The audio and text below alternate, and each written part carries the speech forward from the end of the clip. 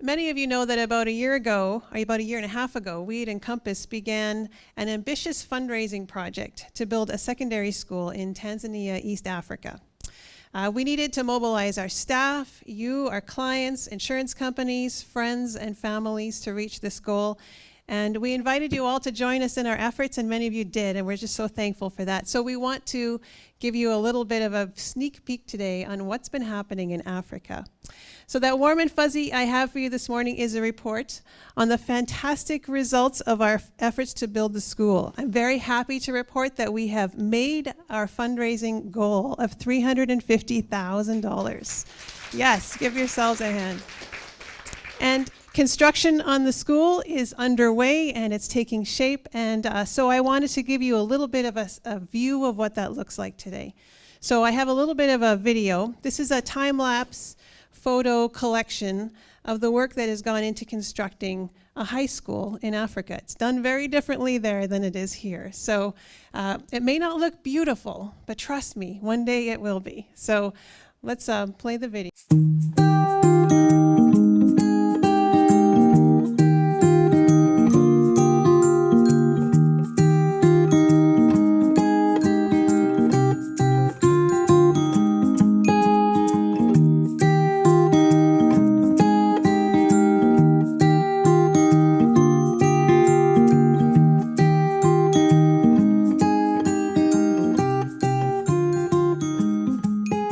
So this is going to be a school for 500 Tanzanian students, 12 classrooms, 3 science labs, a library, staff offices, and all the things you need to run a great school. All the work has been done by hand, along with the use of the only crane in this area of Tanzania. The rocks were all broken by hand and made into gravel. The cement is mixed by hand to build the foundation. And the doors and the windows are all constructed on site from local wood sources.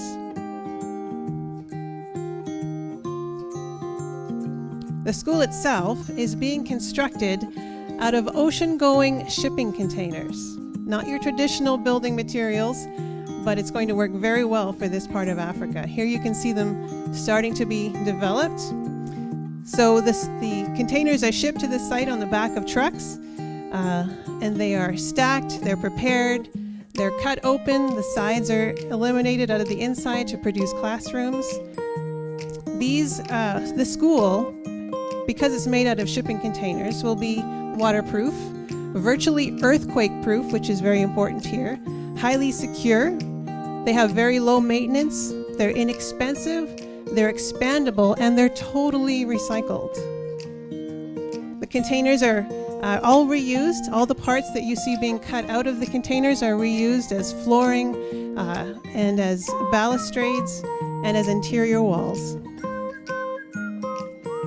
It's a great way to build buildings in this part of the world, and several other organizations in the city around the building site have asked us if we can come and build a container building for them for other municipal buildings. We're starting a trend in the neighborhood, which is a really, really great thing. We've worked with all local suppliers for every aspect of the building, spreading the economic benefits around the community.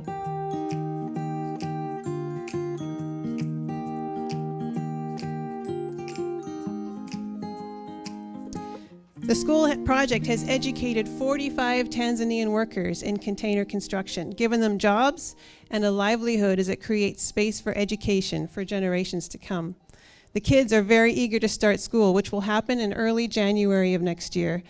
I know that personally they're very appreciative of what we have provided, and they're very dedicated to making the very most of this opportunity to get an education that they otherwise would not have received. So since our fundraising goal has been met, the school is actively under construction. It's gone even further actually than what you saw in that video there. They're putting the roof on, and we're moving into stage 2 of our project, which is raising funds for the furnishings of desks, chalkboards, books, materials, shelving, and other materials that you need to run a school, obviously.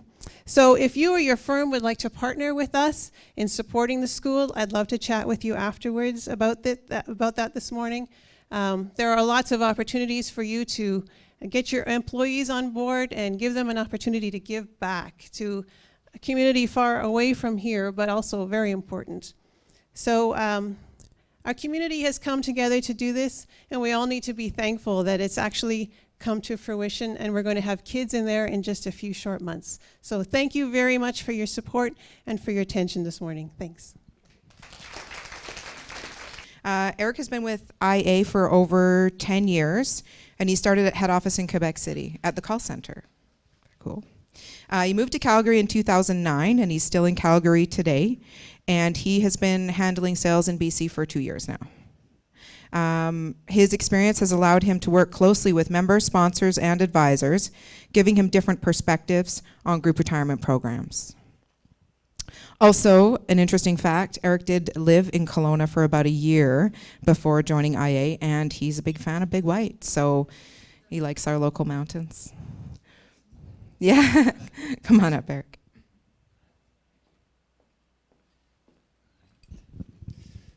Thank you, Christy. Thanks for inviting me here, Brett and Christy, and telling everybody here a little bit more about group retirement.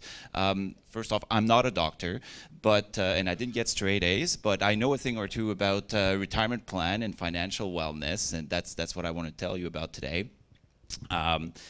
And it's funny you mentioned when I lived in Kelowna. By the way, I was, Quebec guy living in Kelowna. Yeah, well, we all know what he was doing. I was not a fruit picker, okay? That's not what I came here to do.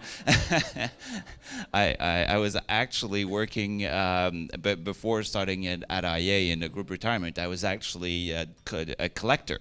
So collecting accounts for different things. Here in Kelowna, it was for a collection agency. I'd worked before for the Quebec government, for an alarm system company. So that's very the other side of the financial wellness I was in before. Those people who are not well financially, I had to call and ask them for money to pay their bills. And now it's much nicer to be on the other side, where I actually get to help people be better and prepare for their retirement. So I want to tell you a little bit about today about the retirement landscape in Canada, and we have pretty sophisticated crowd from what I can see here. Most everybody here, a number of employers. I'm sure a number of you have a retirement plan in place with your company. And maybe show by hand, anybody with a retirement plan? Oh wow, this is great. Good to see. And most people are providing something for their employees, so that's good. But I want to tell you a bit about the retirement landscape, the public plans. There have been small changes over the last few years, so we're going to review that. Then financial wellness, what it means, what you can do in your companies as an HR manager to help your employees be better prepared for mostly for retirement, but as more generally speaking with their financial planning, and a couple of ideas for you at the end. If you have any questions during the presentations, please just let me know, raise your hand, and I'll be happy to take them as we go along. I kind of like to answer questions as I go. Please let me know. So first things first, retirement landscape in Canada. The main, the theory behind how most Canadians are supposed to be planning for their retirement is based on 3 pillars. So first pillar is the public programs. Second would be employer-sponsored programs for those who are lucky enough to have one. And the third one would be people's citizens' personal savings that they can do on their own. So the first one, really, when we talk about public programs, it's mostly 2 things. So Canada Pension Plan and Old Age Security. Now, there's been a lot of talk about both of these programs over the last few years, actually. But if let's look at the numbers, okay? Canada Pension Plan. So that's you pay into this as an employer, and everybody pays into that as an employee. What you can actually get out of it at retirement, if we look at the maximum amount based at age on a maximum contributions and retirement at age 65, we're talking about $1,100 per month. But the average amount that people get as of January 2016 is about less than $700 a month. So there's a bit of a gap there as to what people can expect. The other program, Old Age Security, not as big a difference between the maximum amount you can get compared to the amount that people are actually receiving. That's because we're not contributing into Old Age Security program. It's just paid out of the government revenue. Overall, what you get out of public programs, maximum amount of $20,000 a year. Most people actually get a lot less than that, so, and that's taxable income. So that's not a whole lot, right? And I like to bring these numbers up when I meet employers or employees, because even if you've heard about it before, it's always a good reminder to know that even though these amounts are indexed, it's not a whole lot, right? Chances are you'll need more money when you're into retirement to if you want to have at least a few years of fun before after you retire, right? You need a bit of money for that. So how does it work exactly for Canada Pension Plan? As I said, the full amount is calculated as of age 65, but people receive less than that because a lot of people ask to receive it as of age 60, which then you get a reduction. The good thing is that it's a lifetime benefit and it's indexed. So that's actually a very good pension plan when you think about it. For the amount that we contribute into this, the amount that we receive is pretty good. But yeah, if you start receiving earlier than age 65, then there's a slight reduction in the amount of the benefits, but you can also delay it and get an increase in the amount that you receive. I hear a lot of people think that who tell me that, oh yeah, Canada Pension Plan, you know, it's not going to be there when I retire. There's not going to be enough money for me, even though I'm paying into that. Well, I would argue that that's a myth. This is actually a very well-funded plan. There's the last publications from CPP Investment Board show that there's about $280 billion in this plan right now. It's invested very well, and the actual valuations for this plan show that it's sustainable for the next 75 years. I'm hoping to be retired at 75 years from now, so I'm not too worried about the Canada Pension Plan not providing income for myself when I'm into retirement. Now, there were some changes that will be implemented to the plan over the next few years, and that's after well. You were talking about our Prime Minister earlier. Well, the Prime Minister also sponsored those changes. Anyway, he likes to take the credit for it. I wouldn't give him all of it. So what's coming up for you as an employer? And you might have read about that. First thing that they're going to do, they're going to increase the contributions because they want to increase the benefits of the Canada Pension Plan. And the idea right now, the way it's designed, it's designed to provide 25% of pre-retirement income. And now, because they're realizing that most Canadians are not saving enough for retirement, that's whether it's a crisis or not is debatable, but there certainly is a gap in terms of savings for retirement. So we want to increase the role of Canada Pension Plan in the income stream at retirement from 25% to 33%. Now, in order to provide that income, obviously you need to increase contributions. This is a funded plan, so it's got to the money's got to come from somewhere. So contributions are going to increase by 1% both from the employers and from the employees' contribution, but it's going to be staggered over the next over 6-7 years, starting in 2019. So it's going to be very gradual increase, and the same goes for the increase in benefits because it's a funded changes that they're doing to the plan. So very gradual increase. Therefore, the benefits are only going to be increased very gradually as well. So that's the first thing, really, to increase the benefits that you get from the base salary on which CPP is based on.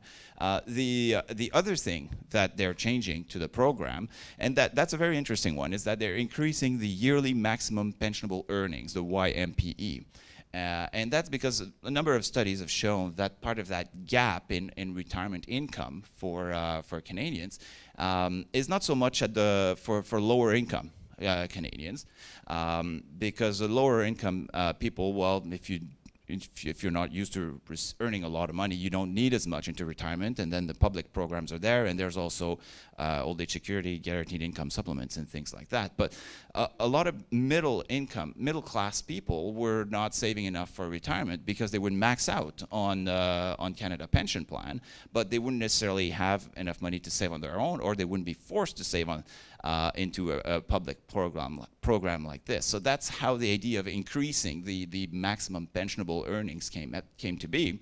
So they're going to be increasing it gradually from $54,000 last year to $82,000 in 2025. Again, gradual increase. Actually, that's not going to start before 2023, if I remember correctly. So that means that if you have employees who make, up to $82,000 a year, then there will be extra contributions to be made also into Canada Pension Plan when these changes come into effect. So that's, in my opinion, I think it's a good news because it will, increase the rate of savings for these people, and that's clearly where there was a gap. Now, it's not a perfect solution. There's no perfect solution anywhere, but it's certainly a step in the right direction there. And the nice thing with Canada Pension Plan is that it's fully funded and it's sustainable, and it's also a lifetime income that people receive.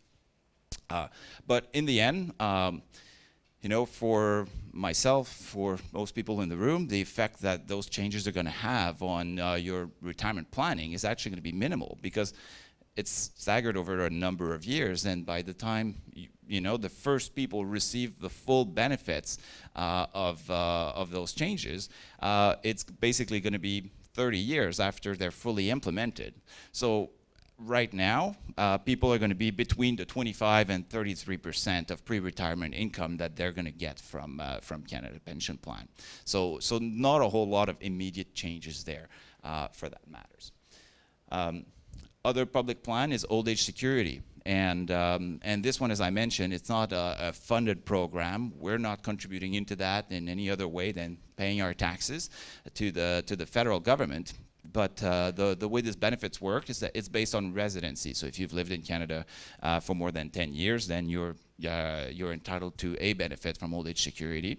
And if you've lived in Canada most of your life, then you're entitled to the maximum benefit as of age 65. So it's not funded, as I said, but the problem, so to speak, about these types of programs is that different governments can do different things to this program. And the previous government had actually increased the age of eligibility from age 65 to 67, and then the current government brought it back to age 65. Now, what's the next government going to do? Hard to say at this point. There is a trend in the world to increasing retirement age, average retirement age, and those types of benefits because life expectancy is increasing. But yeah, at the same time, the money's got to come from somewhere for those programs when you start at age 65. So right now it's age 65. We'll leave it at that for now, and hopefully it's still going to be there at age 65 when I retire. But this one is a little bit more subject to political changes in the future. Now, anybody here has heard of the PRPP? Yeah, pooled registered pension plan. So that was introduced a number of years ago, a few years ago, 4 or 5 years ago, again by the previous government. It was going to be one of the solutions to retirement planning, since the Conservative were not into expanding CPP. That was not part of their political platform. So they launched the pooled registered pension plan at the federal level. And the one thing to know here is that the retirement system in Canada is quite fragmented because every province has their own jurisdiction. So the federal government could introduce a PRPP at the federal level for federally regulated industries, but that's doesn't cover that much because it's communications industries, transport, banks, things like that. So every province then has to come up with their own PRPP, and hasn't happened everywhere yet. And even where it has happened, there's been minimal traction on this. Quebec has presented their version of the PRPP. They called it the VRSP, and they made it somewhat mandatory in the sense that over there, if you have employees in Quebec, you might have had to introduce something. You had to have some type of group retirement plan in place in Quebec if your company had more than 5 employees ultimately. So.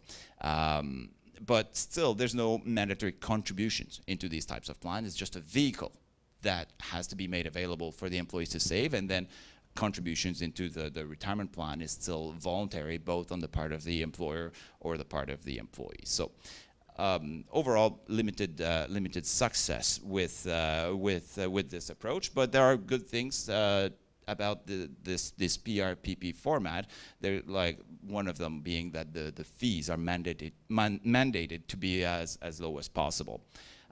However, most of you in the room here already have a retirement program and are likely benefiting from relatively low management fees already. And I'll get back to that a little later, especially when we compare that to what's available at the banks and on the retail side of investment options.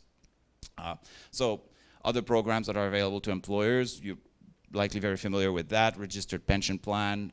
We don't see a lot of defined benefit programs anymore these days, but still some are out there, mostly with large organizations or government employees, where they have a guaranteed benefit similar to the Canada Pension Plan. Actually, Canada Pension Plan at the end of the day is a defined benefit pension plan.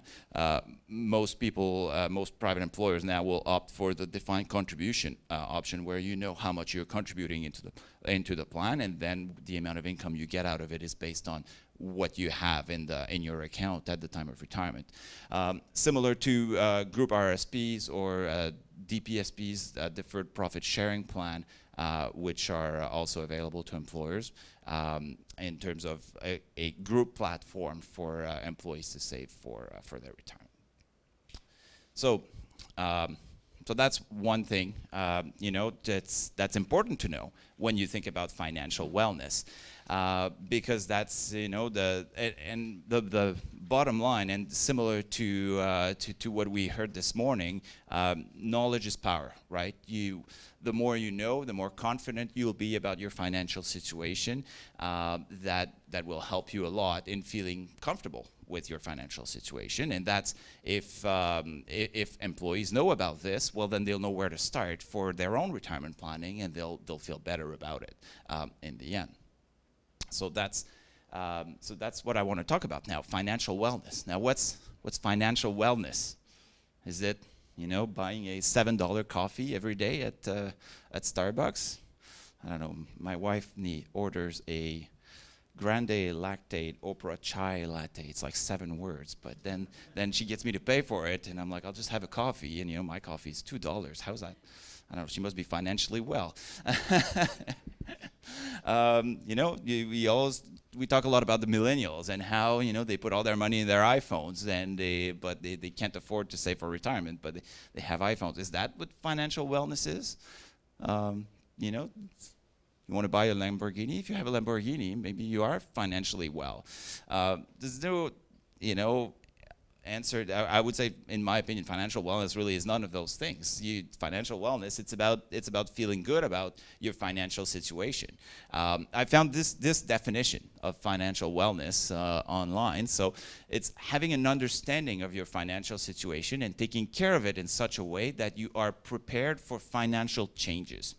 Now, I'm a retirement. I've worked for group retirement for over 10 years. So in the context here today, I would think that financial change, being prepared for a financial change, would be retirement ultimately. But really, people are worried about all sorts of things, financially speaking.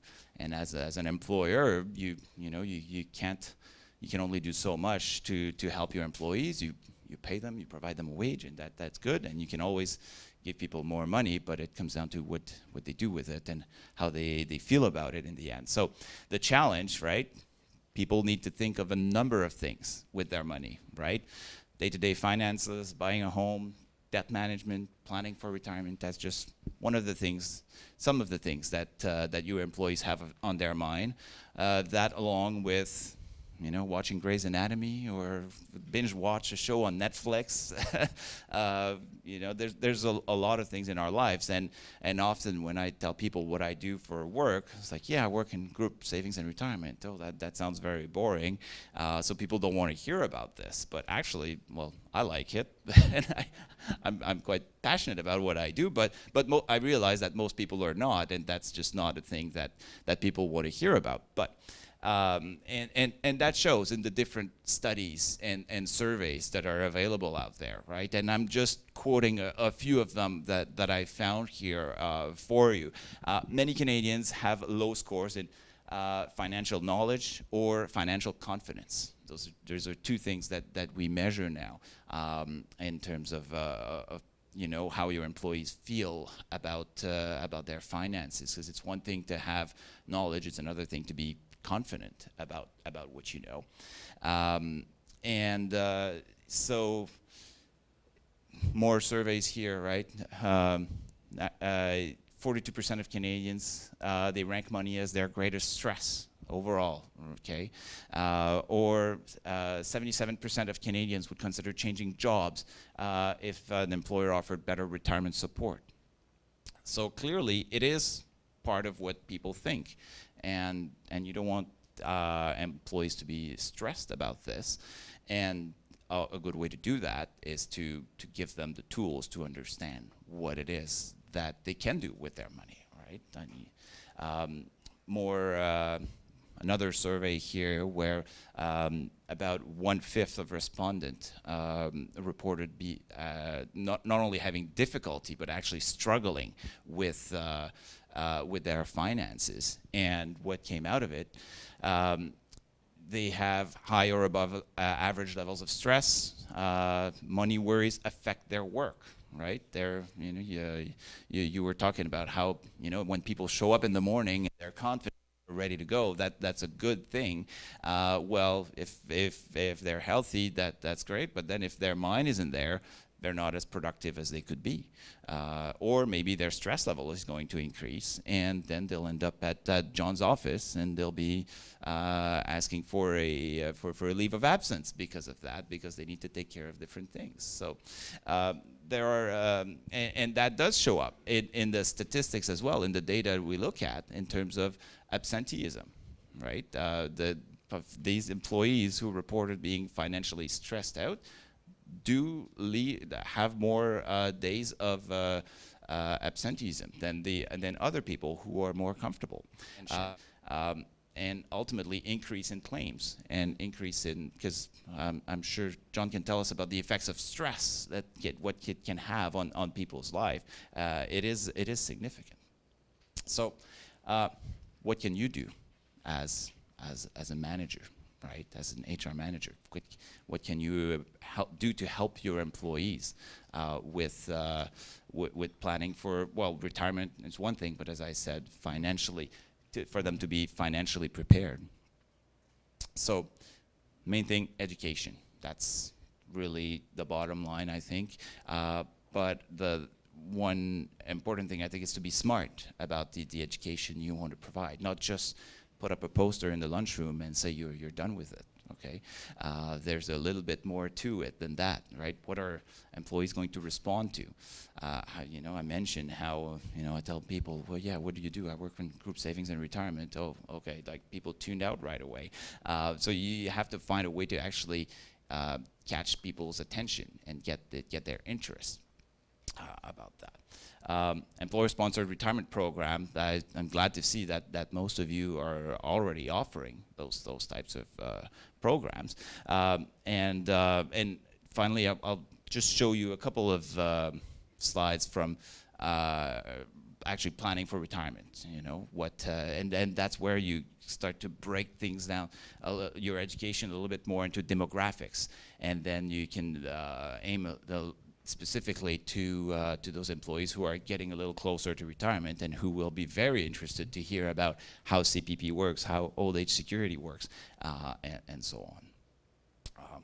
So education to empower your employees, as I said, to be smart about it. Now, first thing to do is, get a diagnostic, what it is that you feel your employees are worried about.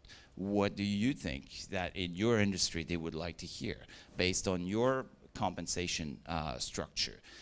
Do you have access to data in terms from your retirement plan provider, from your benefits provider, from your HR software, things like that? Like, what kind of information do you have access to that you can create educational content that's relevant to people? Now, Or you talk to your employees, you also hear from them, right? You go talk to them. That's where, I mentioned a number of surveys and research that are available out there. There's nothing preventing you from sending out a survey to your employees, along with a financial preventative contest. Oh, by the way, at the end, you can squeeze in a little at the end about, how do you feel about planning for retirement? Or are you using the different tools that are available to you as a member of the retirement program?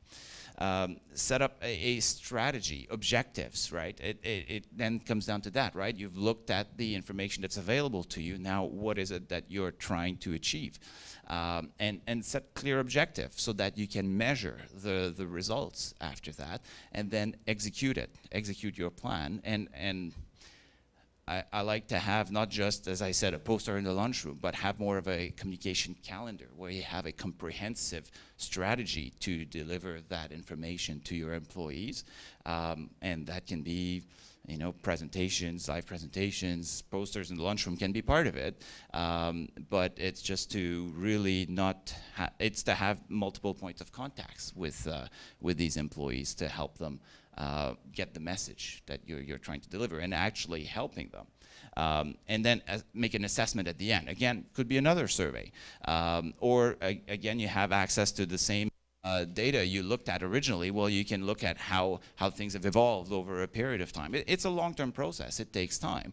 But certainly you can see the improvement in how people are using the different tools and how people feel about their financial situation. Now, here are some ideas for topics that can be discussed. Assess your financial needs, different types of insurance programs that are available, making a budget. There's a number of them a number of topics that you can talk about depending on what your employee needs. I find one of the basic ones that I really like is making a budget. Are you making a budget? Are your employees working on a budget? If you actually take a step back and look at where your money is going, a lot of the times it's going to be very powerful, and it's going to help your employees a lot. Maybe they will reconsider their $7 latte every day after that, or maybe not. Maybe they see value in getting their expensive coffee every day, and they really don't want to give it up. Well, that's fine, but it'll put things in perspective as to where the money is going and what else you could do with that money in terms of paying down debt, credit cards, things like that. So that's, I find, very, very important thing to do. Now, again, I'm a group retirement guy, so I want to talk to you about group retirement, because at the end of the day, that's one of the main financial changes that employees are going to have to plan for, and ideally they plan for it for a very long time. And as an employer, you really play a key role in helping them as a sponsor of the retirement program. And I don't know if you have that. Do you have a clear objective of your retirement program? Do you have a retirement program because everybody does, or are you trying to help employees reach retirement? Are you trying to fully fund the employee's retirement through your retirement program? That's a nice objective to have, but then you have to think about what lies beneath that objective, right? Are you trying, if you want to pay for full retirement for your employees, well, it likely costs you 10 to 15% of their salary. Not every employer is willing to do that. But yeah, so the objective of the program really ties into everything else then that you have to think about in terms of plan design. And first thing is the contribution formula, withdrawal restrictions. Do you have them? Management fees, and overall governance process. As an employer, are you doing what's best for the employees, right? And that comes down to looking at the management fees, making sure that you have a good communication plan around, and it's just to define the roles and responsibilities there, right? The benefits of being a member of a retirement plan, well, that's That's very straightforward, right? But are you communicating those benefits to your employees, right? Are people taking the retirement program for granted? There are a number of great benefits, and people should be appreciative of the retirement plan you put in place for them. It's not just about the contribution, you know.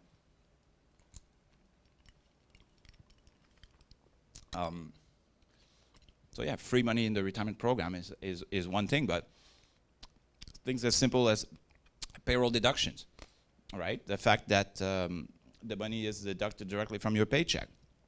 Management fees. Easily on the retail side, members are going to pay, employees are going to pay 2.5, 3% in management fees. That's deducted from their account every month, and a lot of people don't even know they exist. If they ask their bank or their advisors, some people are going to get told that there are no fees for retirement accounts. Well, there are fees, right? And the good thing about the retirement program is that you can easily save at least 1% in management fees for those investments. So ask questions about that, you know. It means a lot, and also promote that with your employees. Tell them so that if they have savings elsewhere, not necessarily to ask them to transfer everything in the group retirement program, but at least so that they understand the concept of management fees and the effect that it has on their long-term savings, on their long-term planning for their retirement. You know, the way it works for tax savings through payroll deductions, the fact that the money is deducted before taxes, and that they can how to manage that when you file your income tax report at the end of the year. That's another interesting topic that you can tell your employees about. And it's tax time now. Well, it's almost over, which yeah, I should really get on that myself. Do my taxes before the end of the week. But you know, those things have an important effect on employees' payroll, on employees' paychecks, and ultimately on their bank account and their day-to-day expenses. CAP guidelines. I talked a little bit about governance. I don't want to get into too much details on the CAP guidelines and what they are, but most importantly is to document and to establish who does what, roles and responsibilities, and make sure that you have a plan, set up a clear objective for your program again. It's no rocket science, but I met with a number of employers who just were not doing that. And once you do set up these clear guidelines and objective, it helps a lot in the health of the overall health of the retirement program, and ultimately translates into the financial wellness of the employees when it comes to planning for retirement, right? So overall, how it works for planning for retirement, and you know, it comes down to a few things, and often in our pre-retirement planning sessions, I mean, we don't go into a lot of details on, you know, everybody's personal financial situation of, oh yeah, my house is paid for, or I'm going to get an inheritance from my uncle, or things like that. That's not the idea, but quite often people walk in there and they're quite confused, and even though they're 5 to 10 years from retirement, they don't know about Canada Pension Plan, Old Age Security, how it works, what you have to do, what's a RIF, what's a LIF, and then they hear all these acronyms for different things, and people don't understand. So let's try to put a bit of clarity into people's retirement plan, and then from there they have the tools that they need to ask the right questions and to plan for their own retirement and feel better about their situation. Now, first question, you know, it sounds easy enough, but how much will you need at retirement? And you might have heard of the 70% income replacement ratio before, right? You know, how much will you need when you're into retirement to keep the same standard of living? Well, rule of thumb, gross salary before taxes, take 70% of that, and it should be okay for you to keep the same standard of living, because your house is likely going to be paid for, your kids are going to be out of the house.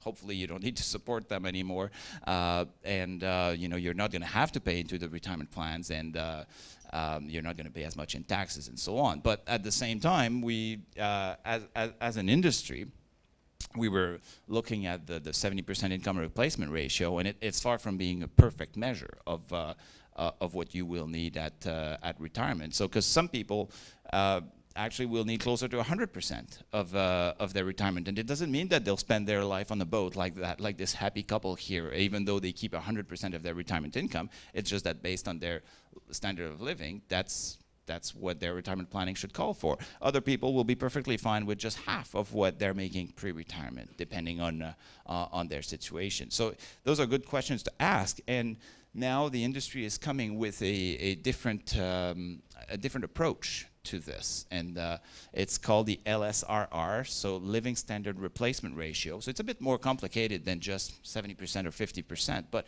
at the same time, it's still fairly simple, and will give you a much more accurate picture of what you'll actually need. So it's actually pretty straightforward. So it's just to take your pre-tax income from you and your spouse, ideally, if you're going to be planning for your retirement together, and then you deduct income tax, mortgage costs, and financial supports to children or elderly parents, and that's it. Okay.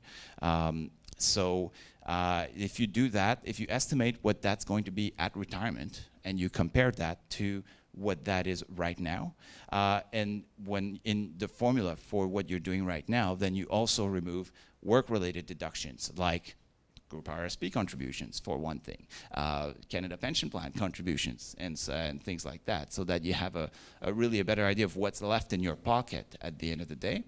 And then the ratio you want there is 100%, not 70%. You want 100%. So if your mortgage costs, you know that they're going to be nothing or next to nothing at retirement because your house is going to be paid for, well, that's great. That will help your ratio a lot. If you plan on, you can downsize into a condo now, but with condo fees and the price of condos these days, maybe you'll still need to have a monthly expense for your house at that time of retirement. So you need to think of those things. Obviously, this is directed for people who are a little bit closer to retirement, who will have probably a better understanding of what to expect at retirement for that. But that can be a very good enlightenment moment for some of your employees of how much do I need when I retire. Overall, after that, once you know how much, then it's to explain to people where will the money come from. And I told you of the three different pillars of the retirement system in Canada, and that's really what's illustrated here, where you have Canada Pension Plan, Old Age Security, and then on top of that, group savings plan, your own RSPs, and then other savings on top of that. As simple a concept as it can be, that will often enlighten a lot of employees about and make them feel a lot better about their retirement planning. Right? And then you get into a little bit more complex situation, whereas you can use your RSP for a RIF, you can use your pension plan for a LIRA or a life income fund. There's minimum, maximums, there's formula. Then you can get into a bit more details like that if you want to. But again, if you have a pension plan, a DC pension plan that's registered, what's locking in? Why is there a minimum and a maximum on the amount that you can withdraw from those pension plans at retirement? Things like that. That's a very important thing to mention to employees, and then they get to ask questions and and then eventually feel better about it. So I don't know. I went through this pretty quickly. Do you have any questions? Any comments on what you live and as an HR manager sponsoring a retirement program, right? Do you see this? Do you think your employees know about the public plans? Are your employees stressed out about saving, about being financially well, about paying for their $7 coffee every day, right? So clearly, studies show that in Canada, a lot of people are. Not everybody is, but depending on the studies, anywhere between 1/5 to 40% of employees report, having difficulties with their financial issues. So think about that. Members in the seats, just so that we can even provide them this information. Yeah, good question, right? How do you get employees there? How do you get them interested in this type of education? Well, you know your employees, right? And the mediums to communicate with them ideally will come from you as an HR manager. Obviously, if you pay them while they're in the seat listening to this, there's going to be a lot more success in meeting with them and in communicating that to them. And also is to frame it in a way that's relevant to them. Right, for me, talking about group RSP, I'll pay attention, and but it's not for everybody, right? I had a structural engineer at my house the other day, and he was telling me how, oh yeah, you got to put a 2x4 here and then screw here and there. Like, I tuned out instantly. So you have to find a way that's relevant to them, and try to find mediums that are relevant to them. If you have younger people, well, maybe try to have more digital tools make available to them, do a live demo of a financial calculator, have social media campaign, there's ways to be creative about this, and even to tie it into something else, right? I was talking about adding a little question about financial wellness or retirement savings at the end of a campaign about preventative health. Well, hey, free gym membership for everybody. That's great. Oh, by the way, how do you feel about planning RRSPs? While you've got their attentions, go a little bit at a time, and that's another thing, right? To go.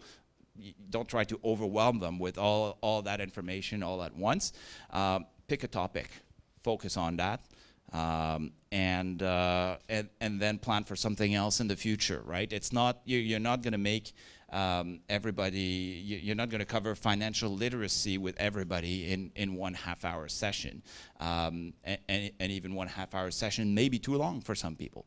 So break it down, one topic at a time, just to really get the message across and focus that over a long period of time. I'd like to have a crystal ball and know what's going to happen, but if I did, I wouldn't be standing here. I'd be just over there on the beach.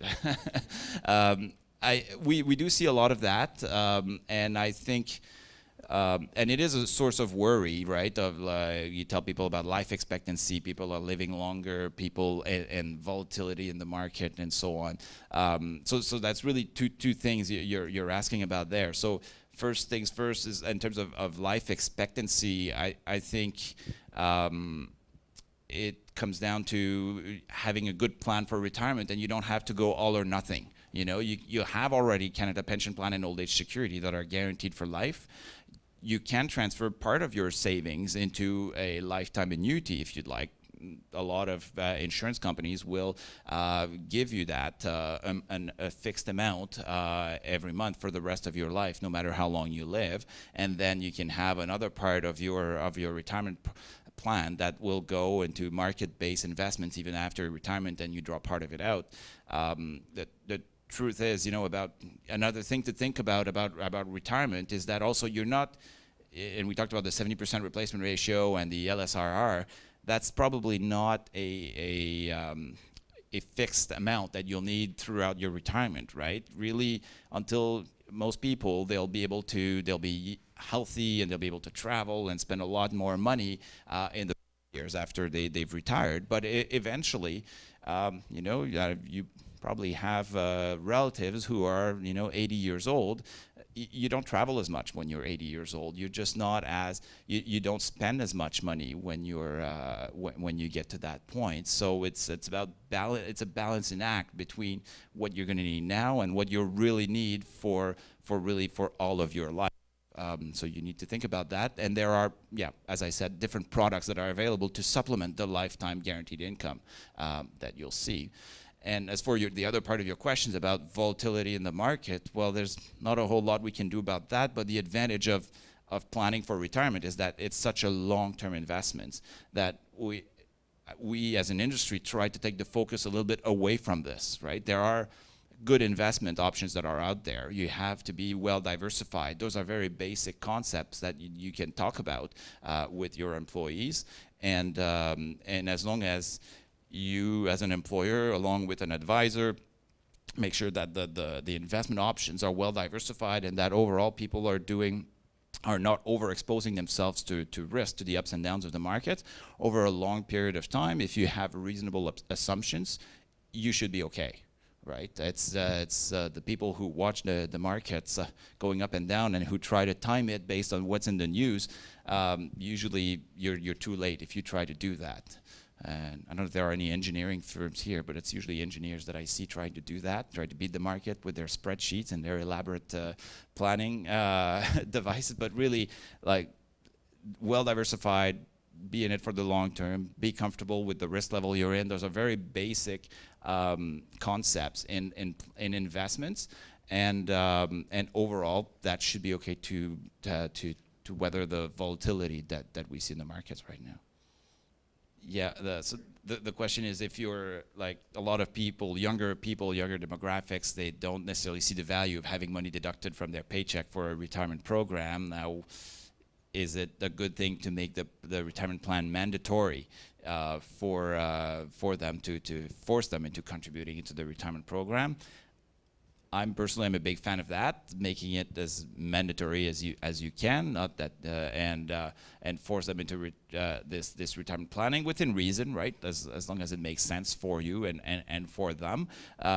Truth is, people notice it on the first few paychecks, and then, well, it is what it is. But it's just that I see what you're seeing, right? And 3% deducted on my paycheck. I'd rather have it in my pocket right now. But at the same time, I also saw when people look at their statements 2 years later, and they're like, oh, I have $10,000, $20,000 in there already. It's people then, once they see that the money is accumulating and the magic of compound interest over a long period of time, it becomes very valuable to them after that in the long term.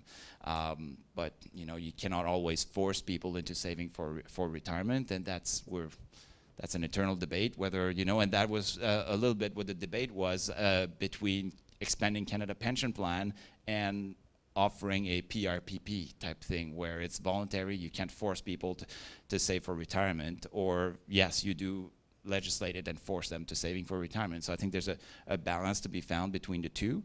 And you can be creative with your contribution formula, right? Some people will say, yeah, okay, mandatory 2%, then you get the match of that. But if you do another 3%, then we'll match half of that, and you can play with that. There are unlimited options as to what you can do with the contribution formula. It's not always one-to-one. You can play with different scenarios. And and another thing that I found is that the hardest thing is to get people on the plan, to at least set it up and start contributing, even if it's just a little bit. And then once they see the value, then they can increase their contributions, and then they can take full advantage of that. So there are options that you can look at for that.